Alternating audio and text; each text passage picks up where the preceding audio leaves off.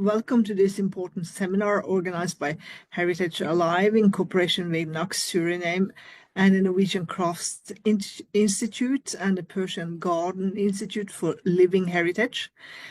My name is Inga-Lill Sandset. I'm head of the Cultural Heritage and Museums at Arts and Culture Norway. I think the urgency of our meeting today cannot be overstated. There have been numerous conflicts in recent years, leading to the displacement of many people, both internally and externally. And these conflicts have had a profound impact on intangible cultural heritage and its bearers. However, we have also witnessed the resilience and crucial role that intangible cultural heritage can play during such turbulent times. So I'm quite happy to that we are a lot of people here today, and also to hear a lot of sharing of reflections and experiences, so we can aim and develop recommendations on how the legal framework of safeguarding in intangible cultural heritage in this situation can be applied more effectively.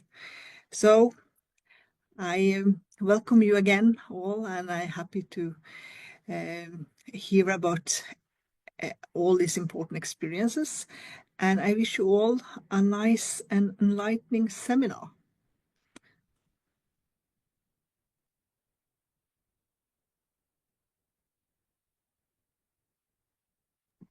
Thank you, Inga-Lill, and thank you for to the Norwegian Arts and Crafts for hosting us. That's really important.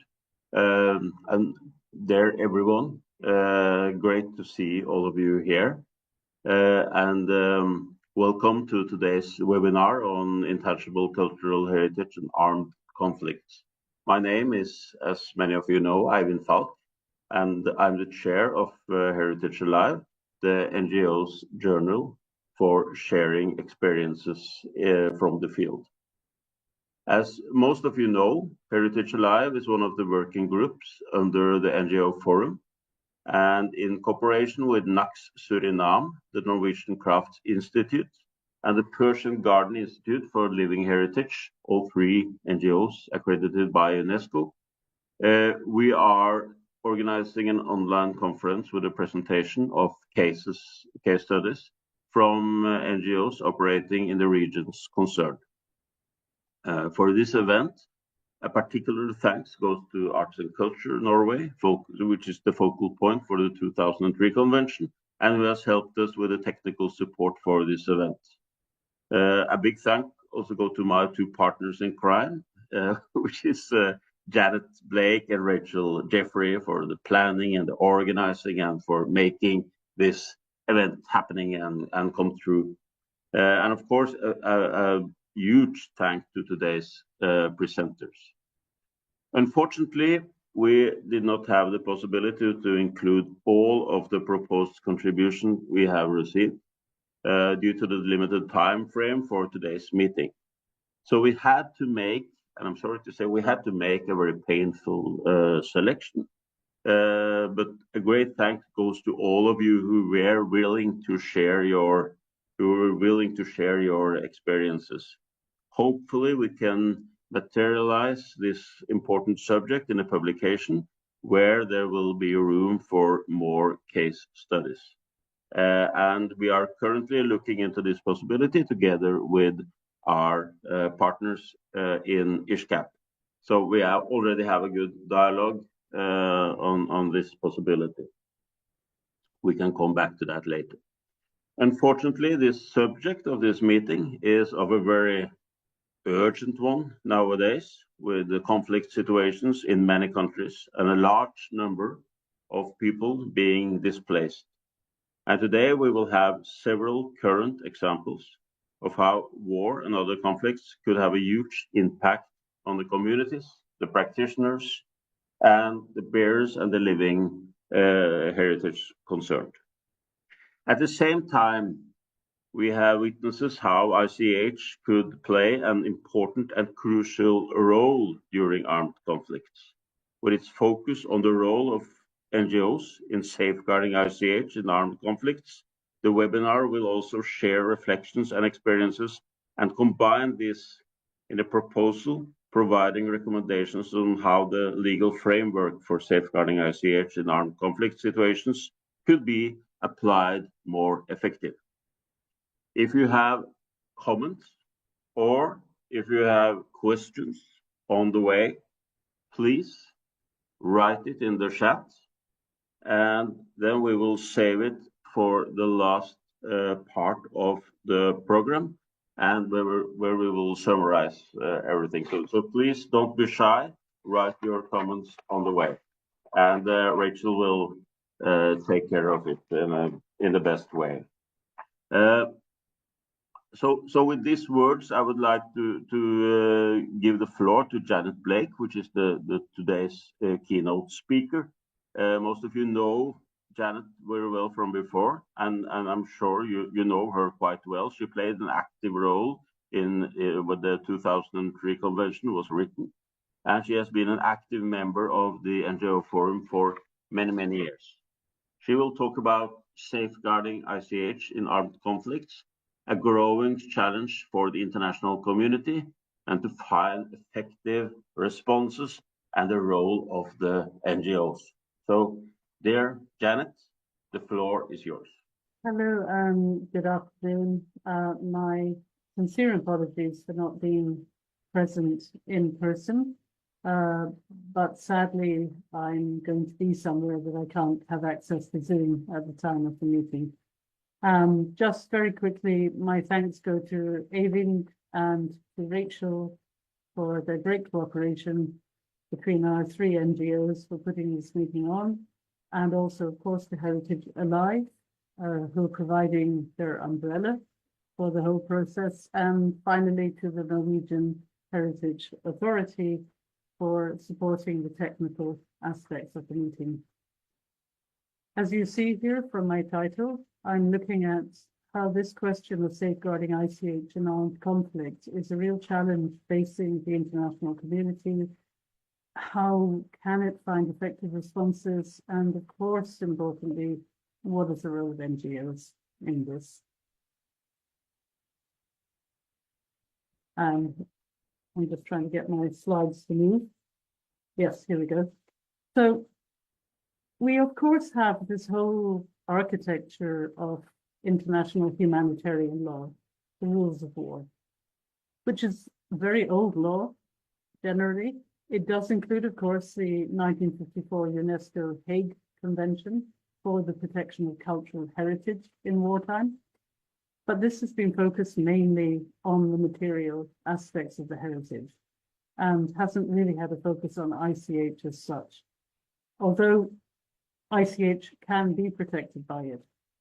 So, for example, cultural, religious buildings, if they're protected, that may well protect aspects of ICH. Also, the protections that do exist for civilians and civilian objects may also accept protection to ICH. But I think what we have to do is move from this incidental approach to safeguarding ICH and its bearers to a much stronger imperative to do so. And, you know, we're holding this meeting with the sad reality around us of many ongoing conflict situations worldwide, some of which may be not regarded as armed conflicts per se, but are situations of serious lack of security for people, and of some of which have been ongoing for decades as well, and some of which are not receiving very much attention from the international community, or at least from the international media. Extreme suffering, as we know, is caused by modern warfare, and unfortunately, civilians tend to bear the brunt of this, particularly vulnerable civilians and women and children, who are very seriously affected by the loss of human security from displacement or from the destruction of the environment around them, lack of access to food and water, healthcare, etc. And we should remember that ICH, of course, is directly impacted negatively by armed conflict, as are the civilian bearers. but at the same time, it can serve as a resource both to prevent conflict, but also to help people during the displacement and post-conflict situations to rebuild their societies and their culture and find their own place within them, which is really important. As mentioned, civilians are disproportionately affected, and here we see some pretty shocking statistics concerning the impacts of armed conflict. I should mention that that statistic of 122.6 million people worldwide is not just specifically armed conflicts, but includes other forms of political and physical violence and lack of human security. But all in all, armed conflict is really the main reason for this, and is often the reason for these other breakdowns in society and protection of people. And this, of course, has important implications as to how we safeguard ICH during and after armed conflicts. Now, in this sense, ICH is a rather special form of heritage because it's the one that is located in human beings and in their society and social relations. It's what people carry with them when they are displaced as a result of armed conflict. And so when we're considering safeguarding it in armed conflict, a major part of that must be focusing on the protection of civilians and civilian objects, but in conflict zones, but also as displaced persons and refugees. And I think this raises for our convention an important question, which is how the states parties that are receiving states of refugees, how they protect and safeguard the ICH of those refugees. Sorry, I've just moved without meaning to from one slide to the other. So here we have a picture of the element of the Mandan Charter from Mali, which is one of the oldest constitutions, an oral constitution from the 13th century, which is very much aimed at keeping the peace, social peace, through, interestingly enough, diversity, respect for diversity, as well as protecting food security and preventing slavery. Sadly, of course, today Mali is one of those countries facing ongoing armed conflict, very often as a result of neighboring countries' instability. Now, if we look at the 2003 UNESCO Convention definition of ICH, we understand some important points. First of all, that although, of course, it's primarily those intangibles, you know, the knowledge, the skills, the know-how, the practices, it also includes material objects that are instruments, artifacts, tools, as well as cultural spaces. So, to some degree, the protection of material heritage in wartime does also encompass ICH, but only part of it. It's also, as it says here, constantly recreated by the communities and groups in response to their history. And as we know, that history is often a history of conflict, or interestingly, a history of living together after conflict, which I think we should bear in mind. It provides communities and groups with a sense of identity and continuity. This is exactly the way that ICH can support displaced communities enormously to rebuild their societies.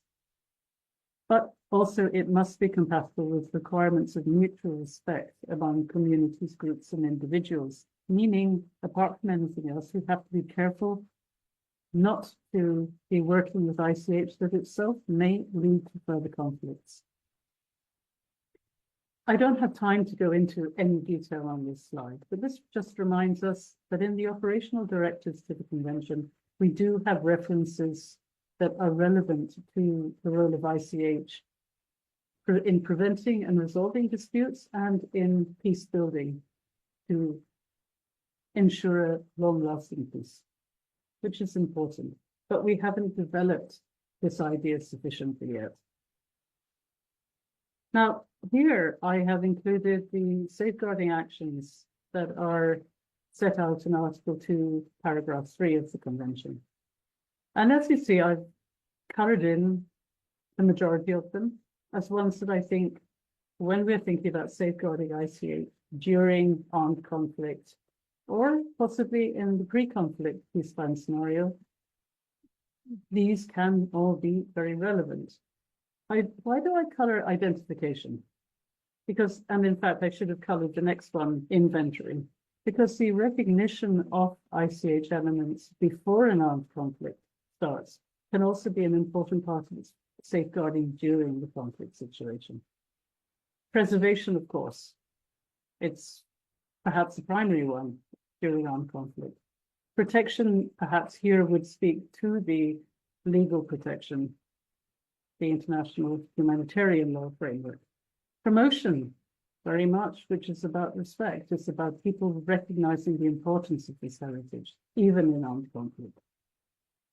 Transmission, of course, one of the really key things is to protect and support the communities of this heritage to be able to continue to practice and transmit it during these situations, which may be very long-term. I mean, even if an armed conflict itself is not a long-standing one, but the post-conflict, the displacement and the post-conflict situation could go on for a long time.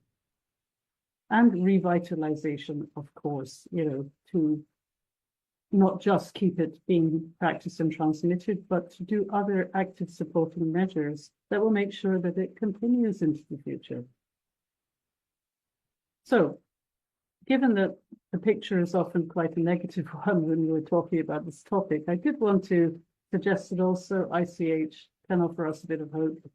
And if we take the example of the Korean Peninsula, where there is this sort of long-standing Cold War, you have a situation in 2013, 2015, where first the Republic of Korea and then the Democratic People's Republic of Korea inscribed kimchi making independently on the representative list. But then you have in 2018 the interesting situation where they made a joint inscription of traditional Korean wrestling, which suggests, a little, as I say, glimmer of hope that ICH can at times help be a bridge between societies, communities that have other forms of conflict going on. I know it's only a small thing in a much bigger picture here, but it's still, I think, a reason for some optimism. When we're addressing this question of ICH and armed conflict, I think we do have to really also think about who are the main actors and stakeholders. And here I've broken them down a little bit, perhaps in terms of the humanitarian law viewpoint, but this can be helpful. It's a complicated picture, as we know. And so the various actors that we can identify are, of course, combatants, who are members of government military forces, but also members of less official militias, possibly terrorists and or freedom fighters, which rather depends on your political viewpoint, other informal fighters and others who get involved in the fighting. And of course, they are the primary subjects of the humanitarian law in terms of those whose actions are controlled and prohibited. Then, of course, you have the non-combatants and civilians who are the protected persons under humanitarian law. They don't take part in the hostilities and they're not part of any armed group or armed force. And they, of course, that is where we find our bearer communities that we're seeking to protect and support. But another interesting and important one is social institutions such as schools, hospitals, religious organizations, charities, and so on. Interestingly, some of these have special protection also under humanitarian law. And at the same time, they're very often important hubs where civilians gather, and in fact, places possibly where they practice their ICH, even within a conflict scenario. Of course, humanitarian actors who may be local humanitarian charities or international ones. And of course, the international humanitarian organizations can be split into those that are governmental, such as government aid bodies, or equally the non-governmental international charitable organizations, which play often a very major role. And then, of course, there are the other non-governmental organizations that are not primarily perceived as humanitarian, and that's perhaps where most of us come in, but that are active on the ground, either in the conflict zone or quite likely working with refugees in camps when they're displaced, and other civil society actors who, of course, might include community organizations of the bearers themselves. And why I present this slide is because I think it's really important that we look at this picture and we don't just focus on, you know, ourselves, the NGOs and the bearer communities, but that we look at all of us in this bigger picture of all the other actors. And this is where we'll be hearing later from Hannah about training the military in Poland. And that tells us something about these kind of relationships are important. Now, my next slide, I've included because I think this is one really very interesting example of where we have seen in the work of the 2003 Convention a real recognition of this connection between ICH safeguarding and building peace. It's a safeguarding strategy of traditional crafts for peace building that was inscribed on the Register of Good Safeguarding Practices in the name of Colombia in 2019. And what this program is about is creating, as it says, links between traditional crafts and skills and, of course, the artisans who hold that knowledge, and bringing them together with apprentices who are young people from 14 to 35 years of age who have become vulnerable as a result of a very long-standing internal conflict in the country, who may well, some of them, be ex-fighters among them. And through transmitting the heritage skills, they also are encouraging these people to have both to be strengthened in the face of their vulnerability, but also to become peace builders themselves. Such an interesting connection here. And I note that the nomination file says it was carried out through a cooperation between directors, stakeholders, knowledge bearers, apprentices, and graduates of the three of the oldest of these centres, as well as naming some community groups in the nomination file. Now, why I mentioned this is that the word in non-governmental organisation doesn't appear in the file, but I suspect that NGOs were definitely part of that picture. And it's, as I say, it's a really good example for us to have in front of us. Now, I don't want to take your time. You have some really interesting presentations coming up where the experiences of our fellow NGOs and members of the forum from Ukraine, Kyrgyzstan, Colombia, from Palestine, from Uganda and Poland are shared.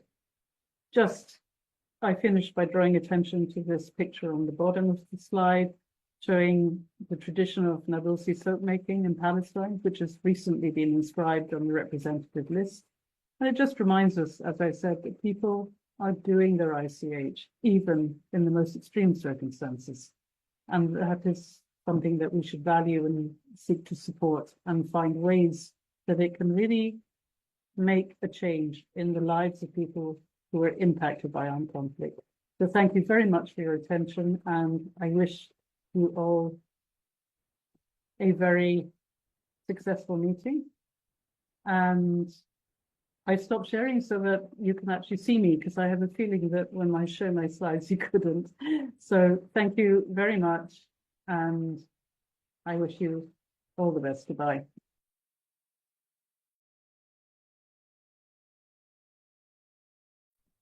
Thank you, Janet, for this wonderful, very valuable presentation. It was a very good start on our webinar, and very good introduction to our next speakers. And our next speakers it's Alexander Burchenko and Valentina Demian. And as you know, they are representing the accredited NGO Democracy Through Culture from Ukraine. And as most of you are aware of, it is an extremely challenging situation for Ukraine these days due to the brutal Russian invasion. So let me give the floor to our colleagues Valentina and Alexander. And I'm so happy due to your difficult situation and that you are able to be here with us. So please, Alexander and Valentina, you can share your presentation now. Thank you. Just a moment, I shall share my.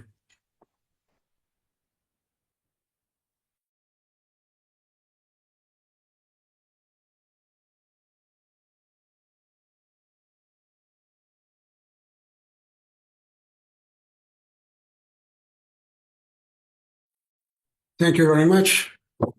Thank you, Eivind, and thank you, Janet, for a very good introductory and comprehensive introduction to our topics. And I would like to start.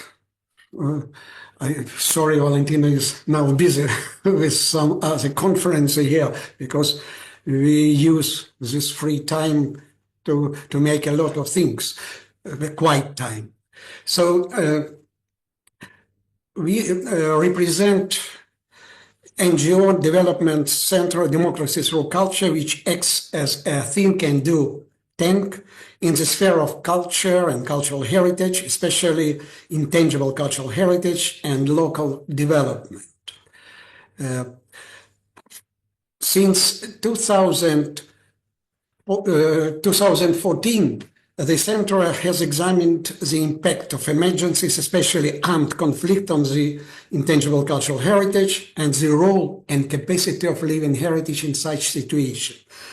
For example, on 16-17 September 2019, we worked in Severodonetsk, Lugansk region, now occupied as well as Severodonetsk, making the banner exhibition Intangible Cultural Heritage as a tool in peace building and resilience, based on the experience of Colombia mentioned by Janet now.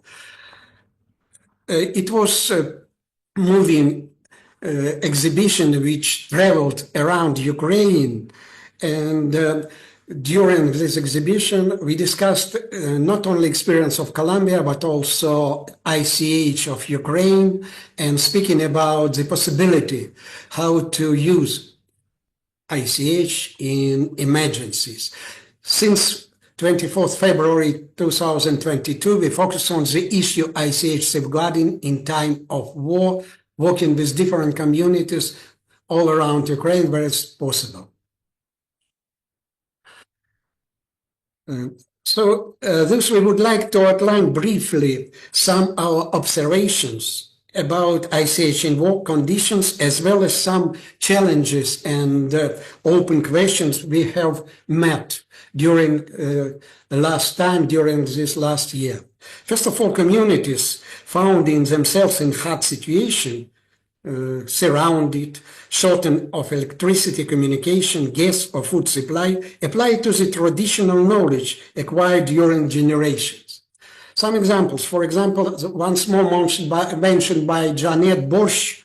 It's a traditional Ukrainian dish, but after the beginning of war, it was a problem how to prepare this dish using products not from the shops or food chain supply, but from vegetable gardens, natural spaces, and how to prepare it on open fire, not only on the front line, but also in some of our cities. So it was a retaining, and it was supported to survive and became a symbol of resilience. The second example is the Kobzar, Bandura, and Evil art. It, like 300 years ago, when Bandura players inspired Cossacks Today, Bandura and Kobza players support militaries, combatants often on the front line. And they said humor is an integral part of Ukrainian tradition.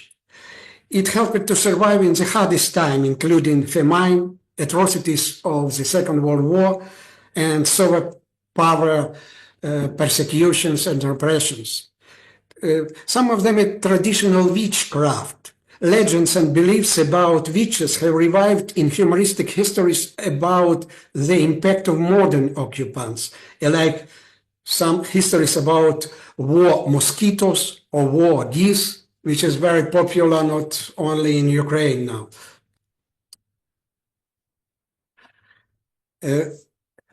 Communities displacing. Yeah. Just a moment, Alexander. We cannot see your slides.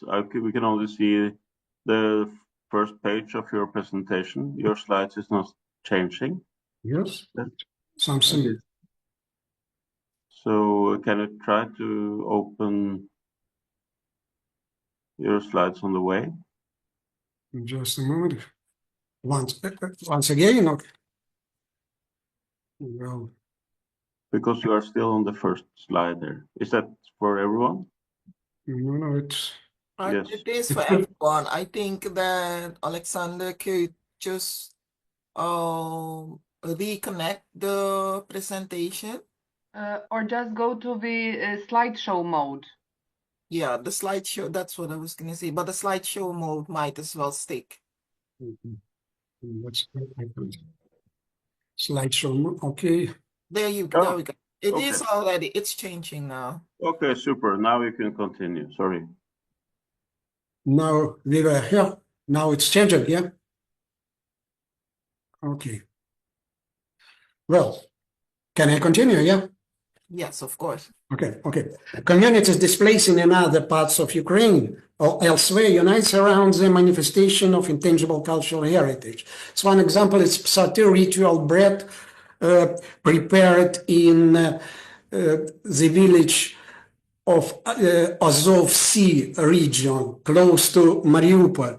There are some villages called Urzov, Mangish, or Yalta, where Greek national community in Ukraine live. And so it's from this part now occupied and mainly destroyed. Communities, they live in different parts of Ukraine, especially in Kyiv. So they gather to continue and to transmit the knowledge. One of its knowledge, it's the ritual bread, satir, which is symbolized crucifixion and crown of thorn of Christ. It's bread prepared for Easter, but not only this intangible cultural heritage element, but also other food and some traditions. And they help to gather people from these communities, and they organized in Kyiv now so-called hubs of resilience, calling them I'm Mariupol, and they transmit the knowledge for other generation, for young generation, including some discussion about the future. And for example, within 3 weeks, local museum from Mariupol also will open exhibition in Kyiv, presenting pisanka from Mariupol or painted egg. Easter painted eggs from Mariupol. Now I would like to speak about some problems or open questions. The war divided communities by two opposite parts.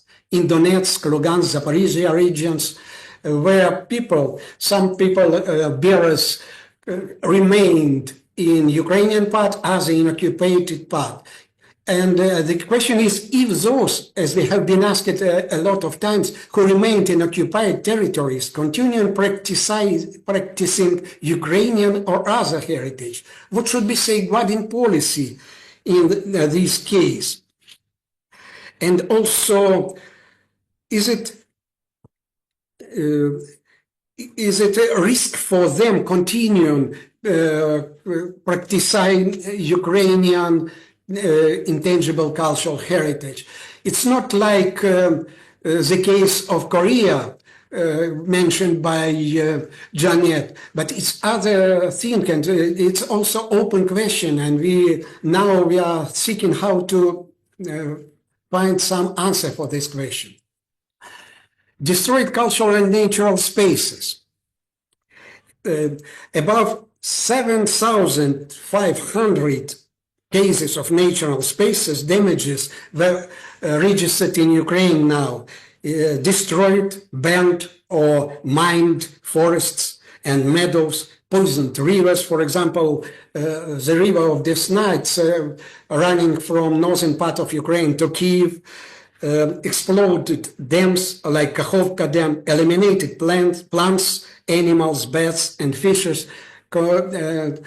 All of these are related closely with intangible cultural heritage. How can we assess losses of ICH which relates it with cultural and natural spaces? Will it remain the same heritage after changes? And our surveys of communities stressing about that another aspect in ICH close assessment, including casualties, deaths of bearers, erasure of memory.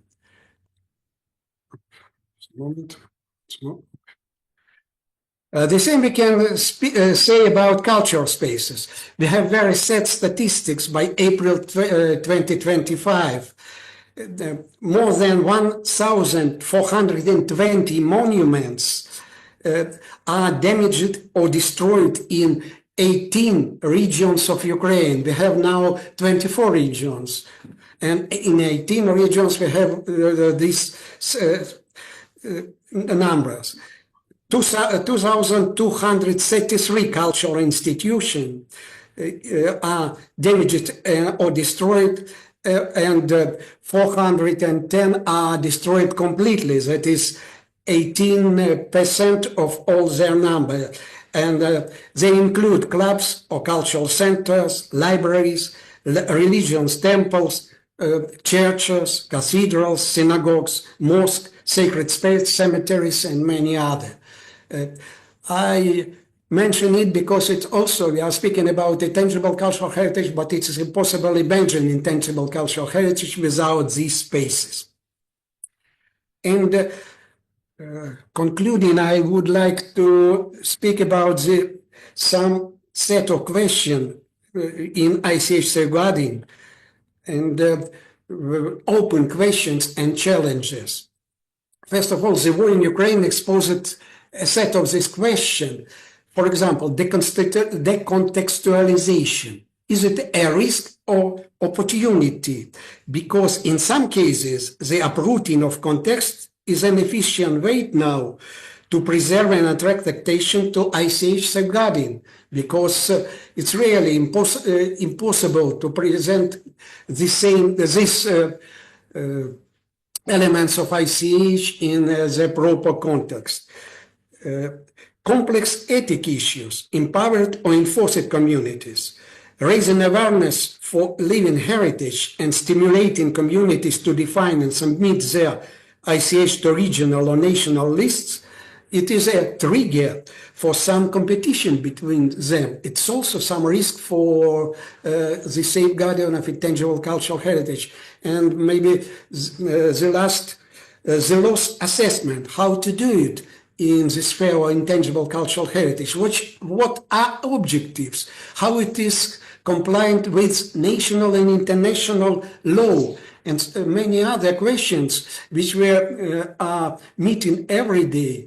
They are open, and I would like to address it to all of you, because to find the solution, it will be very important. And the way mentioned once more by Janet, they are very universal, but it's necessary to find out some specific solution, not only for specific country, but for specific communities, as we have seen in Ukraine. Well, in general, it's all. Thank you for your attention. And the last slide, where you can find out some information about us and please connect us. Thank you very much. Thank you very much, Alexander, for your very important and valuable contribution and intervention to this to our program today. Our next NGO presenting their case study is from Kyrgyzstan, and it's from Agin Cultural Research Center. And their topic is the impact of the recent armed conflicts along the Kyrgyzstan-Tajikistan border on the intangible cultural heritage of the Kyrgyz communities living in the region. And in this case, there are no less than 4 presenters. It's Gulnara Aitaeva, Aisa Abdirahmanova, Ruslan Sunosov, Mirlan Soldoshabaev. So Gulnara and Isa and all, please, the floor is yours. Thank you for this nice introduction, Eivind. Good time to everyone. Yes, I am Gulnara Aitaeva. I am the research lead for this project, with the result of which we will briefly present. And thank you very much for all the organizers for this opportunity.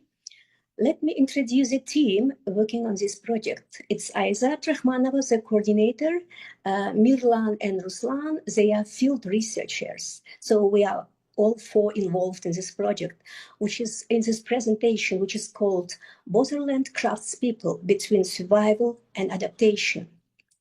Let me briefly introduce you to historical and cultural context of this issue. Modern Kyrgyzstan and Tajikistan are 2 post-Soviet countries located in Central Asia, and they inherited disputed borders from the Soviet time. At that time, the borders between Soviet republics were loosely defined, and this led to decades-long territorial conflicts. The 2 countries have distinct linguistic roots, Turkic and Persian, but both countries share Soviet influences that continue to shape their governance, economics, and cultural identities. Kyrgyz-Tajik border conflicts has a long history. Major recent border clashes occurred in 2019, 2021, and 2022, causing displacement, destruction, and loss of life. Land and water disputes fueled tensions mostly. However, fortunately, in March 2025, in March 13, 2025, 2 governments announced a final agreement marking an end to the long-standing border conflict. And you can see a very new picture from the Nowruz, which was celebrated just a few days ago, where Tajik and Kyrgyz women became jointly celebrating this event. ICH's Inventory of Traditional Crafts. Since January 2025, ICH has been documenting traditional crafts across Kyrgyzstan, supported by UNESCO ICH. Fieldwork in Batken province revealed strong connection between craftsmanship, displacement, and resilience, leading to a new focus study on border village artisans. Batken is one of the poorest and most remote provinces in Kyrgyzstan. It has a rich handicraft traditions, including oymocholuk, traditional Kyrgyz ornamentation, saymacılık, embroidery, bilemçilik, carpet weaving, giyişçilik, felt making, tırmıkçılık, rope braiding, and kurakçılık, quilting. Local craftsmanship is deeply integrated into daily life, particularly through sep, dowry preparation. Research methodology and key interviews. For the new focus research, ICH developed 17 interview questions to explore how conflicts affect craftsmanship. 12 artisans from the communities of Aksai, Koktash, and Karabakh villages, including 10 women between the ages of 42 and 67, spoke about their experiences with displacement, adaptation, and traditional crafts knowledge transmission.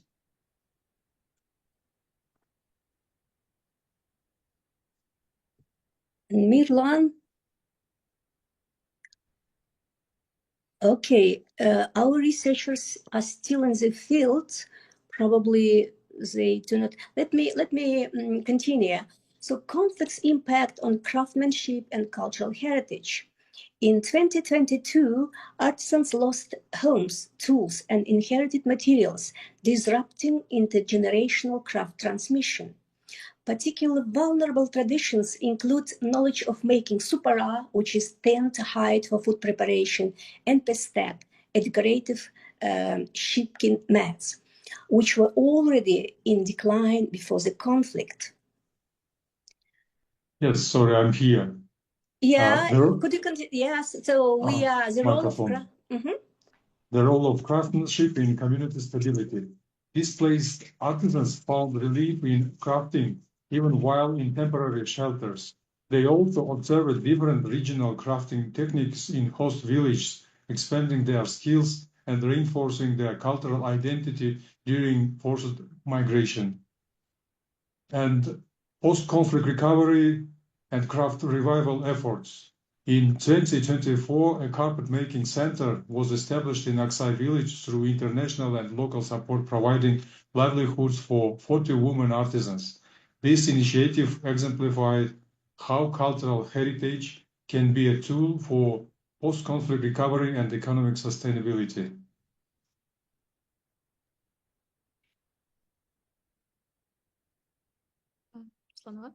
Ruslan? Yes, broader implications, lessons from Batken's craft losses. Batken's case reflects a global trend where border conflicts disrupt traditional crafts, but also cross-community relations, local trade networks, and interethnic cultural exchanges. The destruction of homes and workshops in 2022 severed ties between Kyrgyz and Tajik artisans, who previously traded raw materials and shared design motifs. The loss of craftsmanship extends beyond economic hardship. It erodes embedded knowledge systems, weakens social cohesion, and accelerates the decline of endangered craft traditions like knowledge of making pestek and supara.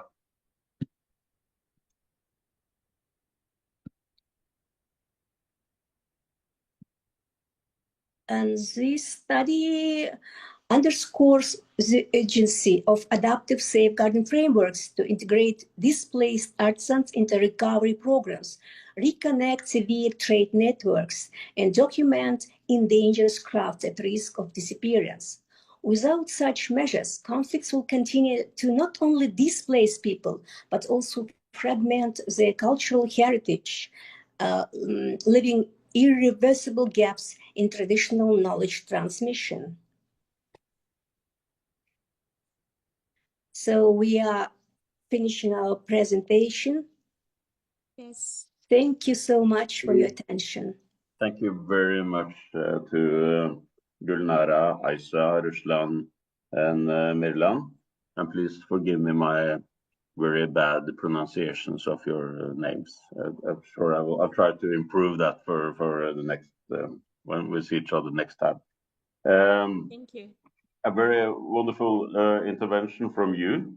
Our next speaker is from Colombia and represents the NGO Teye. Adriana Correa will present for us the impact of the Colombian armed conflict on Teye and Naka people, intangible cultural heritage.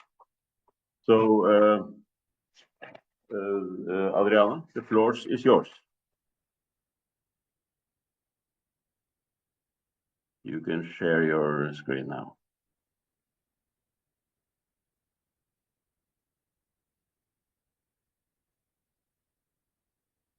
Yeah, Adriana, are you there? Okay, so we will leave Adriana for a little while, and we can, in the meantime, we can take another presenter, and Sarah Green. Are you here, Sarah? She represents the NGO ART for Refugees in Transition, ART, and Sarah is also the chair of the NGO Forum's working group on conflict and displacement. In the Heritage Alive journal, about what the topic was storytelling, Sarah wrote a wonderful article from a Burmese refugee camp. But today, Sarah will share her experience from the Daesheh refugee camp in the West Bank in Palestine. So, Sarah, please go ahead. The floor is yours. Okay. Hello. Good afternoon to most of you. Good morning to those on the East Coast. I'm trying to share my PowerPoint, and I hope it. There we go. It's successful. There we go. Great. Okay. So I'm the executive director of Art for Refugees in Transition, and we work with refugees, displaced, marginalized communities around the world, helping them to rebuild community through their cultural heritage. As Janet noted earlier, as you can see, the world is population of displaced persons is growing exponentially. At the moment, well, we can say almost 1 in every 69 people worldwide has been forcibly displaced. And what we wanted to bring to light here, and through this wonderful webinar, is the importance of safeguarding living heritage. As you know, it's often overlooked in the process of reconstruction that follows after war and natural disaster. And in this case, we're talking about armed conflict. Many times people don't think about the importance, not just preserving the culture, but what it does for the people themselves. And so I ask each of you, some who are living in conflict zones and some who are not, to think about what inside of you gives you your identity and what gives you your sense of community. And who put it there, the thing that is closest to your heart. And mostly it's the older generation, your grandparents or your parents or your community. And when you are in your deepest, darkest place, where do you go? You go to that place that holds your identity. And we know that our heritage is linked to this. And so the importance of recognizing this, the importance of perpetuating your cultural heritage can help communities rebuild when they've been displaced because of conflict. And in 2021, we started a program in the Daesheh refugee camp in Palestine, in the West Bank. Now, the camp was established in 1949 as the result of the Palestinian War. And it was originally built for 3,000 refugees in 1949. Now, in 2025, there are over 19,000 refugees in that camp. So you can imagine how this has expanded. The program that ART started was to work with elders and younger generations in the traditional Palestinian embroidery craft called tatreez. Now, tatriz is a traditional Palestinian embroidery craft that has been practiced in Palestinian villages for generations, and it serves both to preserve and celebrate Palestinian culture. And in 2021, tatriz was inscribed on the UNESCO representative list of the intangible cultural heritage. And I believe Eivind was part of the group that wrote the inscription. The tradition with tatriz is for mothers, grandmothers, mothers, and daughters to sit around a table over a cup of tea and stories and learn this beautiful craft. Each of the designs have a meaning. They come from separate regions. And as this is being taught down to the younger generation, the stories of their heritage are also passed down.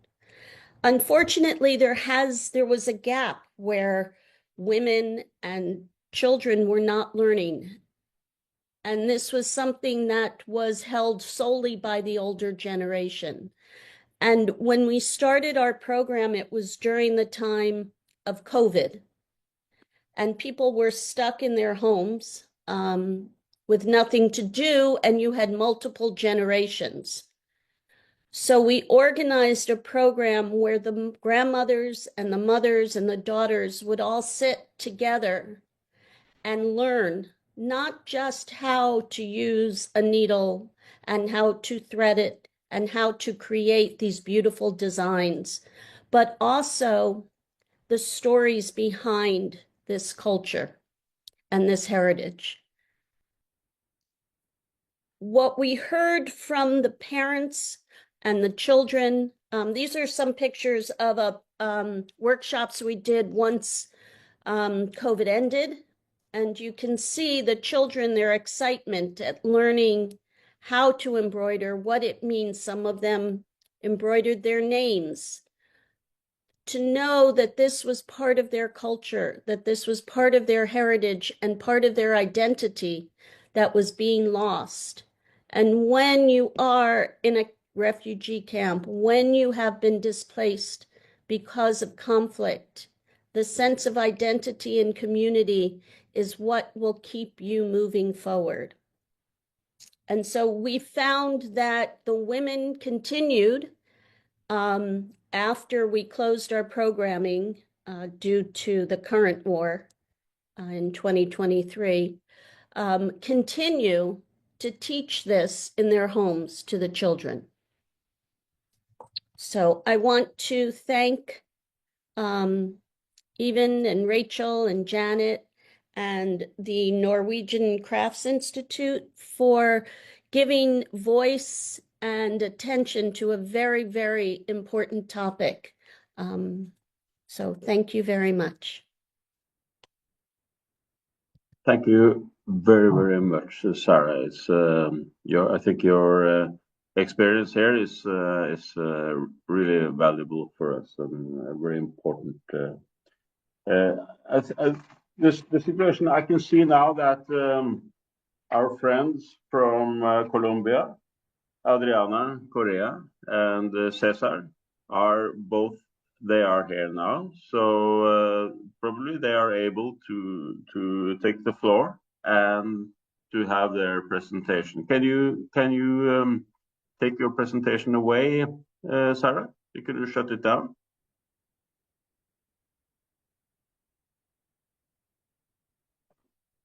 Yeah. So Adriana, are you there? And Cesar, I saw you were here. Yes, good morning. We are here. Buenos días. ¿Cómo están? Good to see you. So, can you also share your screen? Yes. Thank you.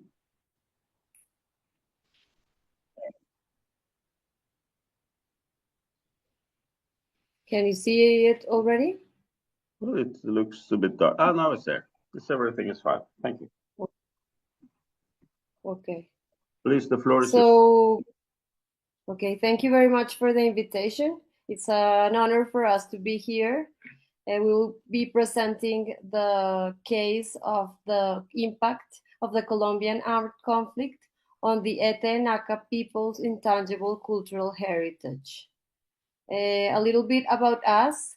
We are Teje. We are a non-profit civil association founded in 2005. We are from Colombia, and we work to preserve intangible cultural heritage, to protect the environment, and promote sustainable development, mainly of indigenous communities.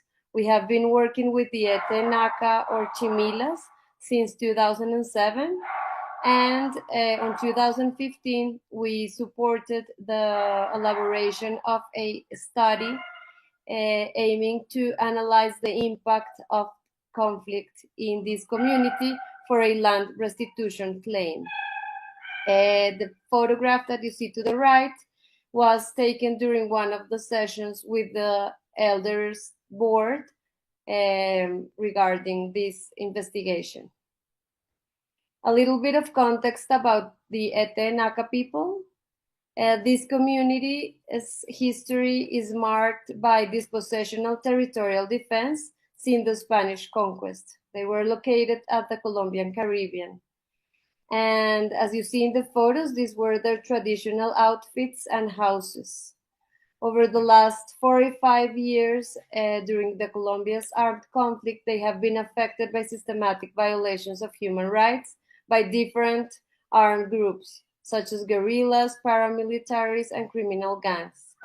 The Colombian state has made important efforts to recognize and protect this community, and even in 2009, the Constitutional Court issued an order for claiming or demanding their urgent protection.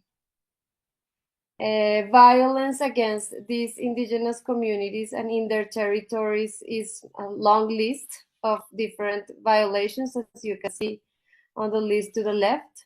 And the different, and as you see in this graph, there are different groups who have been having presence in the territory. First, the guerrillas in red, then different paramilitary groups, and then criminal gangs. And over these 45 years or 50 years, their territory has also been affected by a huge reduction of forests, as you can see in the green line.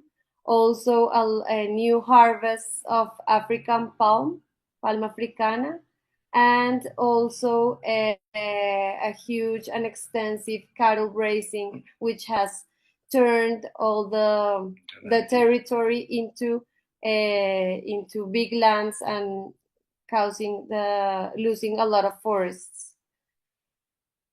Regarding all these different actions and victimizations have caused cultural and territorial impacts. For example, they have lost an important part of their territory, and as you know, their territory is the base for their survival and their culture. Their sacred sites have been desecrated and restricted.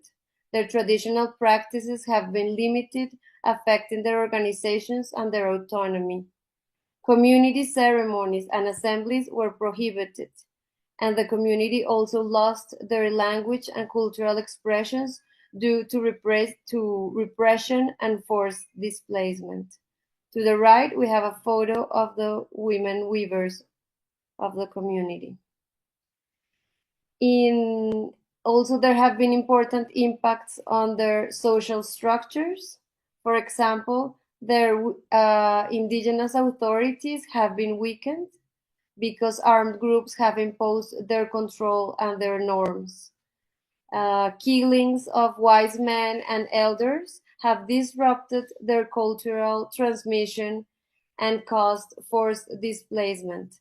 The person you see to the right is Mr. Felipe Granados, who is one of the chiefmen of the Ete community, of the major chieftain of the Ete-Naka people. Also, all this impact has caused them to undermine their self-determination and governance.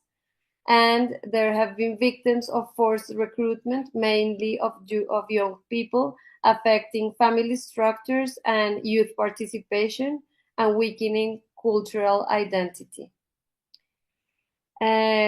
Conflict has also impacted the environment and livelihood destruction. There have been armed confrontations between the different groups in the territory, which have caused blood shedding and a lot of deaths in the communities.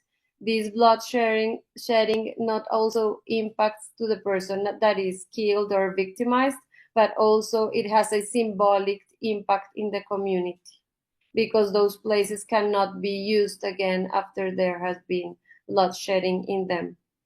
Their traditional houses and crops, called cañas, were destroyed. They have lost animals, hunting and gathering practices, and they have lost traditional seeds. They have seen, in general, their food sovereignty and autonomy weakened. The images that you see to the right are part of a process that we have been working with the community to restore their traditional cañas or harvesting systems. In conclusion, Colombia's internal armed conflict has profoundly impacted the Ete and Naka people's cultural heritage, disrupting their tradition, their self-governance, and their livelihood strategies. Therefore, there is an urgent need for cultural restoration, land protection, and legal recognition. After the study we did in 2015, a land restitution judge ordered several actions as part of a sentence. It ordered to restore their territorial rights, including land titling, actions for the environmental recovery, support of return processes for IDPs, and research about human rights violation. It also established the need to implement a collective reparation plan, and it demanded to advance cultural strengthening process and the protection of sacred sites. It's worth saying that this community's collective reparation plan is one of the 445 indigenous collective plans that are currently implemented in Colombia.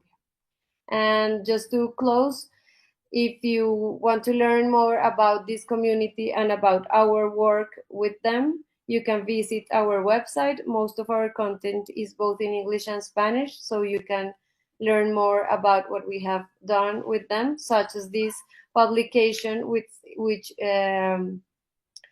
which explains the sacred sites of the ancient territory of the Ete and Naka people. Thank you very much. Thank you very much, Adriana and Cesar. I have a question for you. Can you please, what does it mean, Taye, the name of your NGO? Oh, it's like with tejer is weaving, so it's kind of weaving, because we started as a process working with indigenous weaver, and we are trying to weave community. Okay. So thank you for your explanation and for your wonderful presentation. So,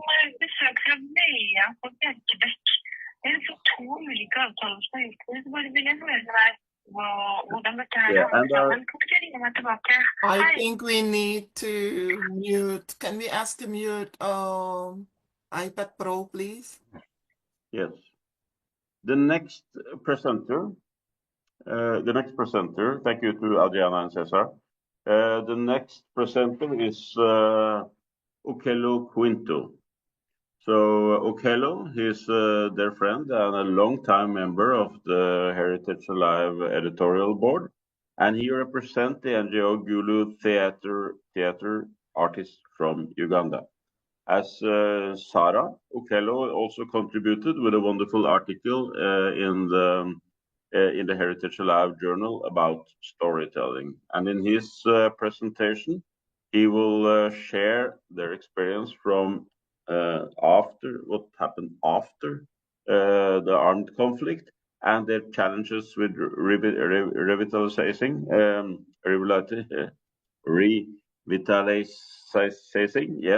the Akoli indigenous culture. So, Okello, the floor is yours.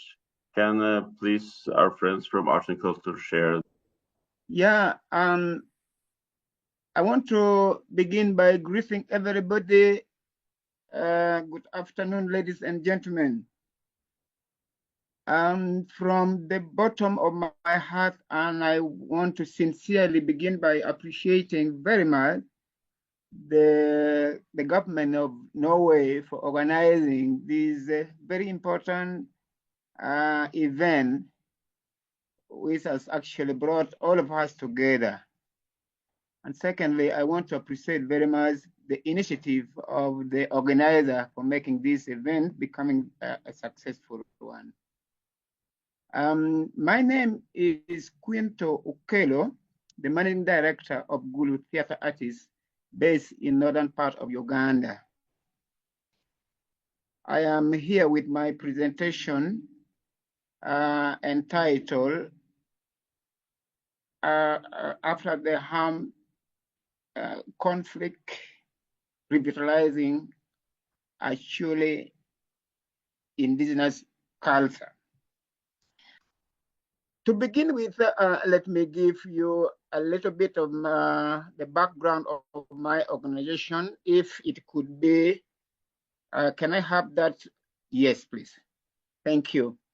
Yeah, I belong to an organization called Gulu Theatre Artists, which is a cultural development organization founded in 1997 with its primary objectives with endeavor to build pride and confidence, heal wounds and broken hearts, build unity in diversity, and believe in happiness where everyone is mindful and respectful to one another. That is among many other primary objectives. Gulu Theatre Artists also safeguards actually cultural heritage through several means, among which include performing arts, which entail music, dance, and drama. Since its existence, Gulu Theatre Artists has been working very closely to implement government programs and non-governmental organization activities that involves community mobilization and sensitization. But above all, it is one of the accredited NGOs to implement the 2003 UNESCO Convention. If I could go to the next slide, please. Thank you.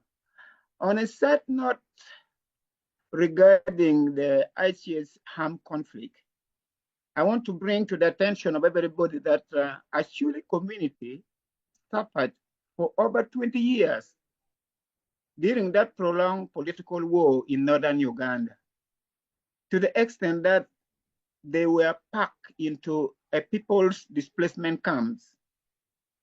And these are the very unfortunate and disadvantaged generation who grew up in a no-peace zone for 2 decades, during which the age-long wisdom of educating through pleasure was completely abandoned. We have forcefully abandoned the tested practices that kept all the stored information alive. Our method of education, where everybody was a teacher to everybody help anywhere, at any time, of appropriate activities, were not only abandoned, but also branded evil and primitive. We started actually mistakenly believing that learning takes place only when you pay money or you get isolated from the rest of the population, or you go to a school classroom or in front of any trained teacher who only regulates books theory in foreign lands about assumption situation. All this came up with a lot of challenges, among which we realized that the results are so catastrophic that the majority of the population who were completely traumatized and not so lucky to go to school by then have put down their tools. Their confidence is completely shattered. They have been actually made to believe that since they are not learned, they are incapable of and irrelevant to the process of solving any problem. And they are therefore waiting for the so-called learned people to come and magically solve all the human problems. You'll be seeing those pictures on the other side, how the camps look like and the kind of problem we went through. On the other hand, the so-called land, which form the minority, are having no practical solution due to lack of comprehensive knowledge. This I mean both the informal and formal knowledge to shoot down all our development problems. They do, however, despise the traditional methods and rely on the more modern methods of information dissemination, such as the reading, writing, radio, televisions, telephones, computers, and workshops, for example. But all these are myths and mockery to the majority of the population. And the results are total apathy, because there is no effective communication between the two classes. The believers of the modern life, which definitely contaminated the true origin and the traditional believers. This brought in that element of being very antagonistic than complementary within the very ongoing society. And when you look at this picture here, you see the traditional believer trying actually to rebuild hope. In as far as intervention is concerned, you realize that in response to the 2003 UNESCO Convention implementation measure and the comprehensive research result that we did, Gulu theater artists as recommended music, dance, and drama as being one of the best communication media which cuts across all mankind, regardless of sex, color, lands, or you are illiterate, any form of impairment, maybe young or old, but it is a mechanism which brings together all forms of humanity. So it is therefore the desire and the commitment of everyone to use music, dance, and drama and other cultural practices in order to rekindle the candle of hope and stimulate a new declaration among the population to wake up and face the human challenges with a concrete belief that we can and must be part of the solution to our own problems. And this could only be achievable if this active young generation, in consultation with the knowledgeable and elderly people, are fully involved in creating the awareness. But I want to bring to your attention that long ago, Africa of all generations have survived on the knowledge that is stored in and disseminated through songs, dance, poems, ritual, proverbs, visual arts, and wise saying. Because even the technology of the blacksmith, the clinical procedure of the doctors, the food production and the storage techniques, the health marriages, midwifery, childbearing and rearing, communication with the supernatural being, the environmental protection, and many others were all preserved by and disseminated through the performing arts and ritual. And you can see those people actually performing some ritual. If I can go to the next slide. Thank you. In our recommendation, good theater artists wish to very highly recommend the intervention to rekindle confidence and self-esteem to the entire community, that there is need actually to promote the belief that modern and traditional knowledge practices and methods of communication are not mutually exclusive. They are instead symbolic and complementary. There cannot be real development unless the two are integrated to curb down the ICH harm conflict. We would like to prove that even the great idea can be conveniently communicated to anyone or everyone in a manner that is very simple, very interesting, very friendly, familiar, attractive, and is affordable through the use of song, the dance, poetry, drama, and exhibitions, which are part of the rich and entertaining culture.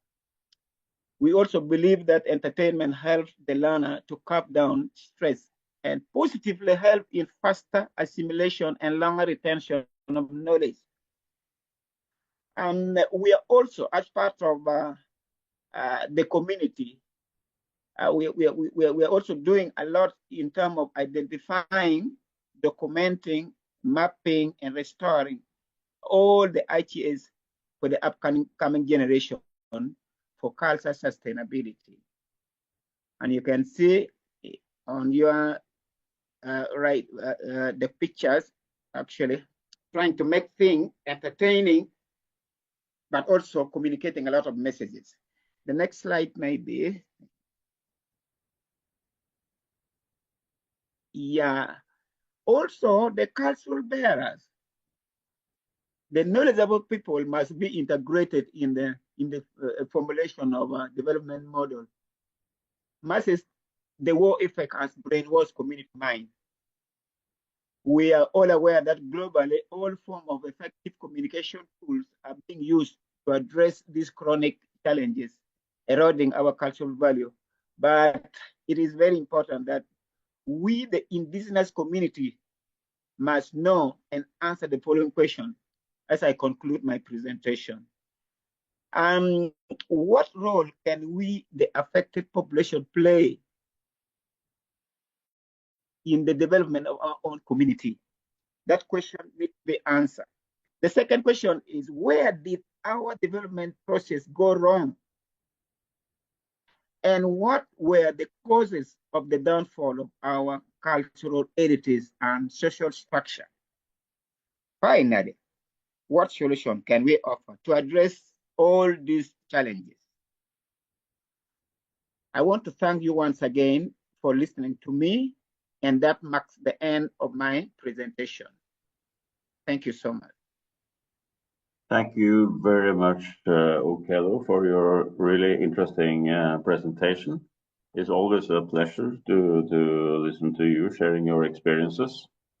The next speaker is representing the NGO Association of Folk Artists in Poland. It's Hanna Schreiber. I'm sure that most of you know her from before. She's an active member, and she has been an active member of the NGO Forum for many years. And her presentation is based on lessons learned from the first ICH training delivered for the Polish military.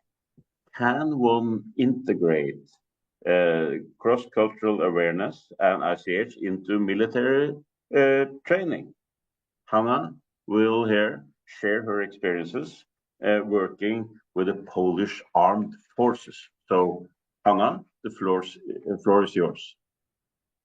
Thank you so much, Eivind, and congratulations to organizers. It's really an honor to address you and to be able to speak to you today. Can you see my presentation? Okay, yes. Maybe now it's better. Yeah. Okay, so I would like to introduce maybe a little bit of my own experiences, because I have a life before 2003 convention, and this life, yeah, I can't imagine myself, but this life included my fascination with the Hague Convention 1954 and with the experiences of protecting cultural heritage in the operations that time in Iraq and Afghanistan. I was that time trained as a civil military expert and had a very unique opportunity to cooperate with the military and also to train the military when it came to the Hague Convention. But what was particularly interesting for me, having been in the field of intangible cultural heritage for so many years, on how it really connects with the concepts already known to the military. And I would like to address today these experiences and tell you a little bit more. First of all, I would like to maybe say some obvious things, but maybe not so obvious for NGO field. Armed forces are highly trained, well-prepared structures who assess all the time the methods and ways of their engagement. That makes them also a very important partner for us, for civil sector, especially in the growing global uncertainty and in the global rise in conflicts where armed forces are intervening or they are supporting or they are engaged in different ways. My own experience started with the multinational experiment 6, which was an experiment integrated by NATO, and it was based on the that time reflections on the failures of Western forces in Iraq and in Afghanistan. And one of the identified failures was the lack of cultural awareness, the ignorance, and the growing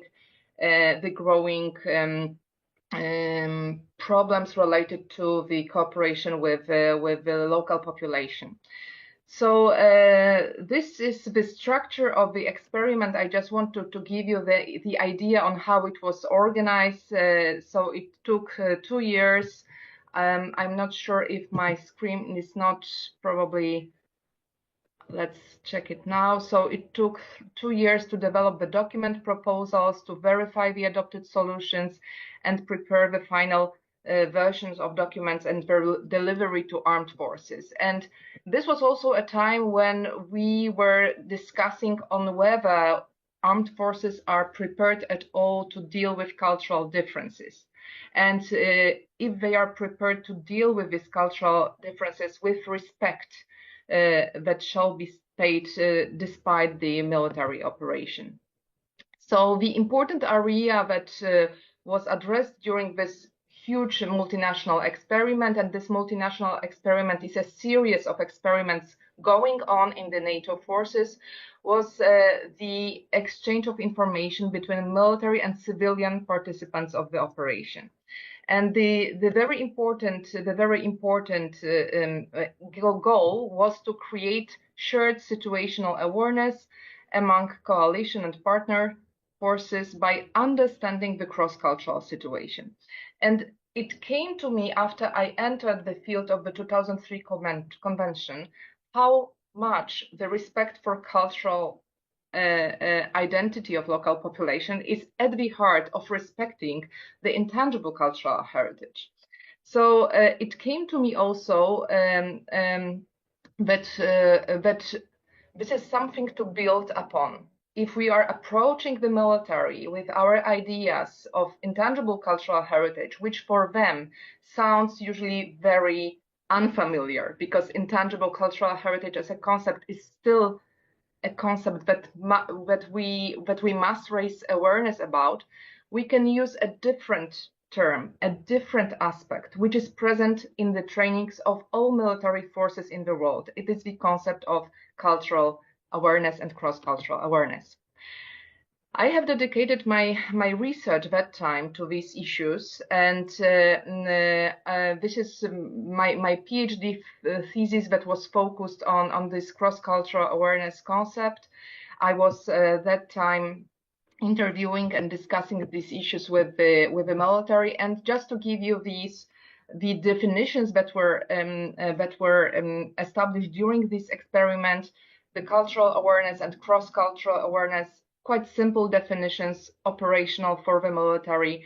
And I would like to draw your attention to the issue of cultural awareness, which is the ability to become aware of our own cultural values, beliefs, and convictions. And then cross-cultural awareness, which is the ability to become aware of the other, the cultural values, beliefs, and convictions that differ from our own. And sometimes we mix this terminology, but it is important that maybe it sounds very obvious, but in order to understand the other, we need to understand who we are. And this resulted in the training program for Polish Armed Forces, which was before this experiment rather limited to several hours. After this experiment, it expanded to 2 weeks program focused on cultural awareness and cross-cultural awareness. And we had an experience that especially the soldiers who were coming from the missions and were deployed again, they were the best participants, because they exactly knew why they need to understand how to communicate properly, what is the impact of the respect shown to a local population on their own safety. And we came back to this idea in September in 2024 in Wrocław. There is a military international center for training and research on cultural heritage in danger, and we organized there together the first ever training for the military forces on ICH. And this was the key to come back and to show the bridge between these two ideas. But by safeguarding ICH, we show the respect to other cultures. We also protect the safety of all actors involved. And we had the great pleasure to have Dr. Fumiko Hinata opening the conference and addressing the audience. We had obviously a panel dedicated to Ukraine, which we fully support in this horrific war. And we also had a series of workshops integrating together civil experts with military experts. And it was an amazing exchange and a very, very hot discussions about how we can cooperate on these issues. And let me just give you some idea on what were the main concepts of the conference and the main results of the workshop. The conference was dedicated to 3 areas: the context of war in Ukraine, and thanks to Alexandr, we could host Oksana Humeniuk from Ukraine. It was very interesting to see how military experts were framing intangible cultural heritage as a concept relevant for their own traditions, and about the thinking about what is their ICH in this regard. And then we also were using the lessons learned from other regions of the world, including Yemen, Pakistan, and Afghanistan. And then the workshop, which was the most important for us, because this was the place of discussions, this was the place where we could really brainstorm about the problems. And not surprisingly, obviously for you, the first identified issue was the difficulty in defining ICH due to limiting understanding of the concept. This is still a very obvious thing, but we need to raise awareness all the time, everywhere, with all possible stakeholders. And for us, the first important thing was to show the operational principles and modalities for safeguarding ICH in emergencies, because operational principle number 5 speaks exactly about involving armed forces as important stakeholders in safeguarding ICH. So it was a bridge for us to show them that they are mentioned there, that they are also important for us, but we have to discuss it together. But obviously, this discussion is only in the beginning. We had still the insufficient awareness, insufficient funding, and the real absence of civil-military cooperation mechanisms. However, the most important Result was the reply to these problems. We discussed about adapting legislation and policy to meet current needs, to show the relevance of intangible heritage as a space of our identities for national securities. It is an issue of also the ongoing crisis and wars that we see how ICH is being attacked, and we need to think about how to secure it, not only by saying, by really integrating it into security plans. There was also an issue of the promotion of the transmission and preservation of intangible heritage by spreading relevant knowledge and skills. And I think that this webinar will really contribute to this. And I'm really, really thankful for all previous speakers.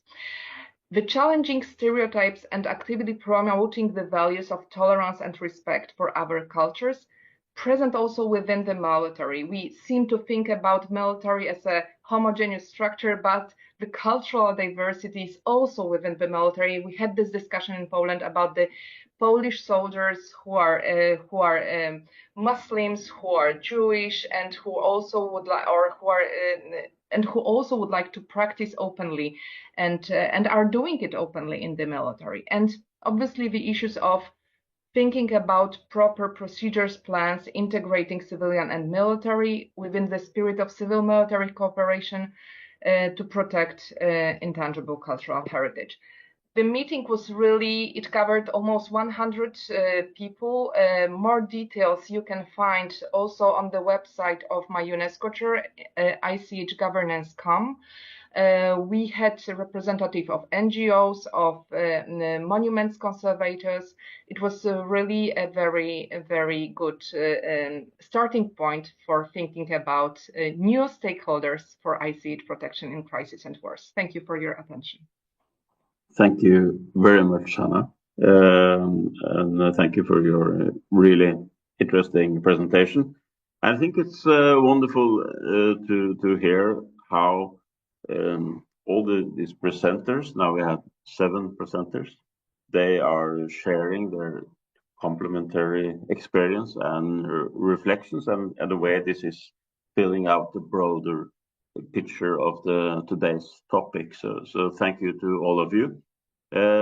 Now, before we wrap up the meeting, I would like to give the floor to Rachel Gefferie, which is the editor-in-chief for the Heritage Alive, and she's currently working very hard, I know, with our next publication on basketry, and this publication is going to be presented at the 20th Com, so we all look forward to that.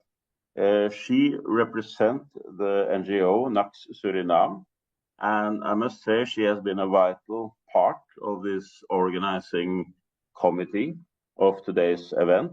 So please let me give the floor to Rachel so that she can provide her valuable reflections over the day and try to summarize it in a beautiful way that I know that only she can do. So Rachel, the floor is yours.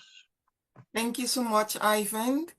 Thank you to all the NGOs who have been participating, who have presented their experiences, shared their experiences with us. I know for a fact that this has been a quite interesting, engaging, but mostly, I think, empowering webinar as well, because it has helped us to understand ICH in the middle of war and conflict from a complete different angle. So I definitely want to compliment the presenters and thank them again for sharing this valuable information with us. I am aware of the time. I do not want to take too much of your time because the presenters have already shared sufficient information. All I want to do is just to quickly summarize what has been discussed today, just so that you can have an overall view of what we were aiming with this webinar. So just quickly, and I hope that it is properly showing as well. I'm not going to aim to do it in slideshow because I have horrible experiences with that. But just to quickly summarize what we have discussed today, I think that Janet, our keynote speaker, really set the tone for this webinar, where she beautifully presented to us the devastation of ICH, the importance of safeguarding ICH in the middle of armed conflict, war, displacement, but she also managed to show us a sight of hope, right? She spoke about the impact on of ICH on social life, the way how it disrupts continuation through generations, but also how destructive it is towards a material object and the important loss of knowledge. But she highlighted for us how much it is needed for us to fill in the gaps, especially since the international humanitarian law basically fails to properly focus on the human aspect when it comes to safeguarding ICH in war and conflict. I love the fact that she gave us this, how do you say it, this light of hope, where she also demonstrated how ICH helps to prevent, helps to rebuild, helps to provide, but also allows to recreate. And I know for a fact that we have all seen this coming through in all the presentations. That's why it's easy for me to summarize what each presentation has help us to understand, beginning with Ukraine, where Ukraine basically, what stood out there was this important reflection, which they also stated as a question to us, whether we want to look at these communities as empowered or enforced. And I think this is one reflection that we should take with us, take away with us, and try to wrap our mind around this idea, whether it is an empowered community or whether we talk about an enforced community, especially in the case of displacement. But they also spoke very, they also showed us very vivid examples of loss, how a loss of ICH through war, what the impact is, the deep impact that it creates. One that really stood to me was the loss of bearers, right? In wars, in conflicts, lives are lost. However, with these lives goes away those who bear the knowledge as well. But also one important thing that I think came through in the presentation for Ukraine was if the ICH still is the same, right? Displacement, how it actually impacts the ICH, how there are other elements added to the ICH, and then the question whether it is still the same. But a beautiful example is how ICH became a tool for peace building, right? But also how it provided comfort, security, exactly what Janet discussed in her presentation as well. When we look at the example of Kyrgyzstan, then they have given us insight in how ICH helps to structure daily life and how it continues to provide security and safety, even though these communities are facing adversity on a daily basis, yet it creates this unity in communities, but also provides opportunities for these communities to continue to build on their own ICH. I think the displacement led to the loss of material objects and how valuable that is, how valuable material objects are within ICH, but also the connection to sacred spaces. This is a continued element that we have seen through all the presentations, the importance of sacred spaces and how these are impacted by the laws, right? But also the disappearance of skills, again, craftsmanship, how that disappears throughout the whole process of conflict, but also the process of being displaced, being disrupted, uprooted.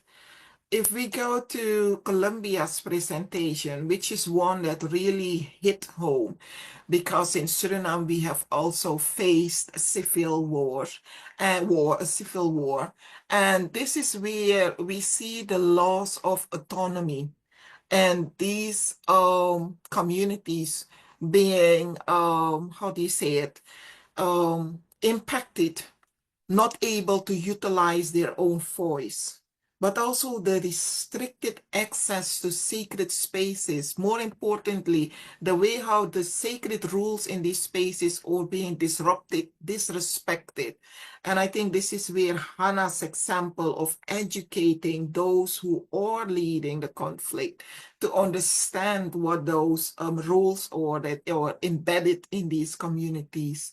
I think it was quite interesting to see how major the devastation can be in freely expressing and embodying the ICH. I think that's definitely one thing that Janet referred to when she spoke about the international humanitarian law failing to really capture the essence of why safeguarding ICH is of importance. Sarah's example on the Palestinian refugee camp, that's where we saw creativity really coming through, despite placement. That's what I saw, despite placement. A perfect example of how ICH resides in us and is part of our identity. So we carry it with us, no matter the displacement. We continue to carry it with us. But I think in Sarah's presentation, it also came through the role of older generations transmitting to the younger generation. And that's where we see the importance of having our bearers of that knowledge with us. In Sarah's case, it was really the women teaching the older women, the grandmothers, teaching the mothers and the daughters. That's this line of transmitting down the ICH, which is also important to be safeguarded in the whole process of facing war and conflict. And then, of course, we have seen the example of Uganda, which has provided us insights in what happens post-war, because we tend to look at ICH in the middle of war, in the middle of armed conflict. However, that process of rebuilding, reestablishing, is also one that takes time, that also requires ICH to be kept in how do you see it, high regard. And I think Mr. Okello's presentation showed us a beautiful example of how a community who is facing post-war stage in the need of rebuilding, how they need this ICH as a backbone to support the rebuilding stage and really to bring together those generations, especially if it is in the case of a war taking centuries, right? Ages, spread over 20 years, etc. That's where you will have different generations with different experiences. And this is where Okello's example showed us how the ICH can bring back these generations, but also cut through modernity and reunite the different generations. And then I have to say, I was really impressed by Hannah's presentation, because if we look at ICH, if we look at war and conflict, we immediately think about the communities that are affected. However, those who are present in those communities to really take care of the safety of the displaced communities, but also the affected communities, that's also one to take in consideration, because they are basically also uprooted, also placed in an environment, in a space that is not theirs. and they also carry their own ICH with them. So this beautiful example of utilizing ICH as a tool of education to raise awareness, to facilitate mutual respect, but also to provide a platform where cross-cultural interaction can happen, where there is an understanding of the other, right? A total understanding of who the other is, why the other is as they are, and how to live with the other. That's also where we have learned that ICH can help to anticipate and create a less severe and harsh environment, especially when it comes to situations of crisis, where there is the importance to sort of control the impact of this crisis. Well, this is basically my short, how do you say it? I just have to stop sharing. There we go. I haven't even asked if the slides were moving. Was it moving? Was everyone able to see all the slides? Oh, they moved very well. wonderful. Wonderful. So this is my 2 cents on the presentations. I couldn't have done a better job than you guys did.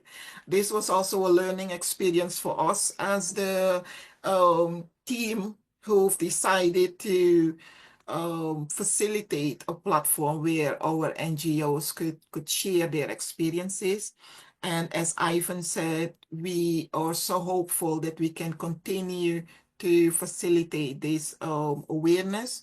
And there is one important news that I don't feel I should share as the editor-in-chief. I do want to give that, how do you say it, that honor to our chair, who is doing a tremendous job in carrying on the legacy of Heritage Alive. So Eivind, I am going to give you the floor to share the beautiful news, exciting news, and help us to end on a high note.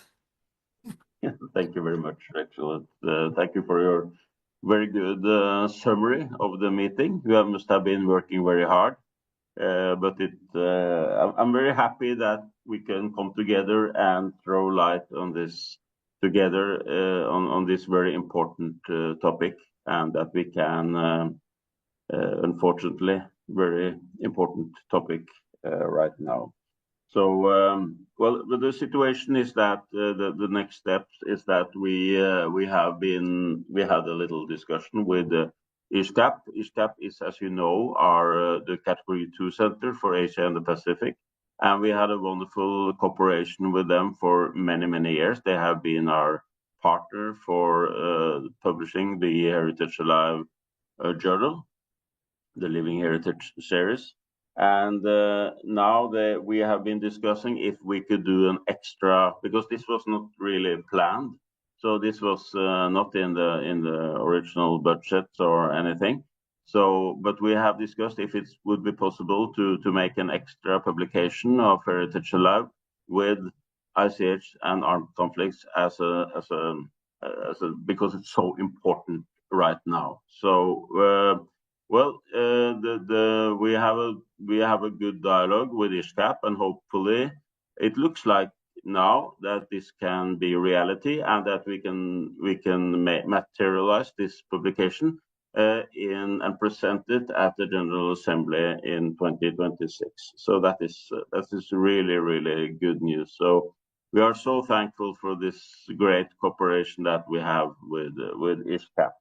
So this is great, but we have to discuss, and then it will also, now we have 7 interventions now, but there will of course be room for more than 7 articles in the publication. So there will be a call. We will do a call. We have to make a very rough selection for today, but there will be a call for some extra articles. But this, I think, is just, I'm very happy with that. I would also like to say that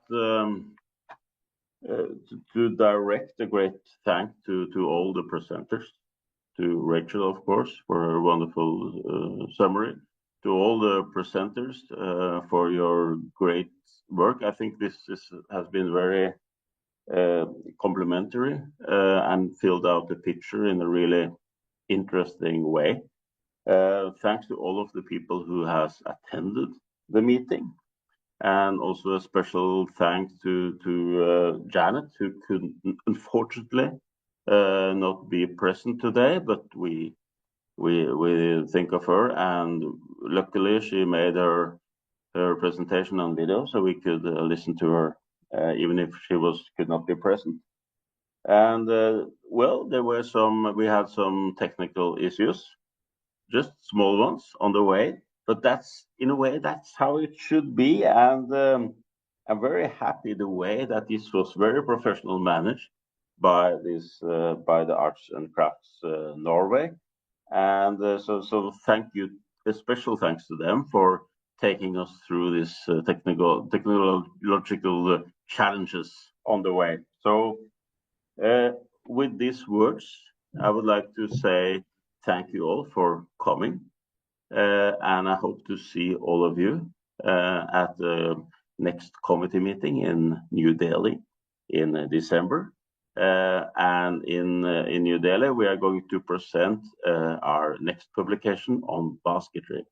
And I want you to do me a favor while we are thinking of this, because now we know that we are going to have a publication on basketry, and we are probably going to have on ICH in armed conflicts. But what we will discuss when we meet next time in New Delhi, we will discuss a possible new topic for the next Heritage Alive journal. So please use the time and think if you have some really good ideas, what should be the next the topic of the next publication. So with these words, I wish you a wonderful week, and thank you for coming, and thank you to all the presenters. Yeah, thank you.